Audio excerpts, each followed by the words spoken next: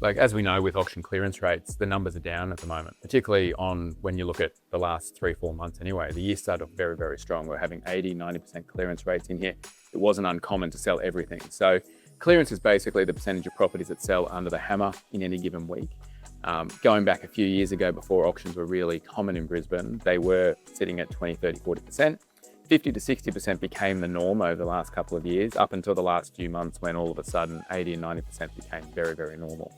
Now, when you have a look at the media, look at the news, everyone's talking about the poor clearance rates, and they are sitting at 20 or 30%. Last week, we had a 40%, 50%. It does vary week on week, but it's definitely not the 90 or 100% that we were seeing earlier in the year. And I think what people get hooked on is really the clearance rate on the Saturday of auctions.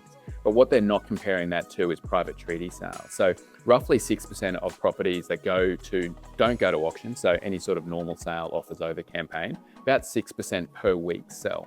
So if an auction campaign is a 3-week campaign, roughly you've got an 18% chance of selling on a private treaty sale by the 21st day. But with auctions, it's sitting at 30 or 40%. When you look at 45-day clearance rates, that's where the big difference becomes. At the moment, we're sitting at 60 or 70%, depending on the week, selling at 45 days. But when you have a look at private treaty sales, they're still only sitting at about 30, 35%. So when you have a look at real timing, you're comparing apples with apples and not the auction day itself, it is actually a faster method of sale. And it's not about the speed of sale. Obviously for us, the reason we auction, we truly believe that it gets a better price for the client.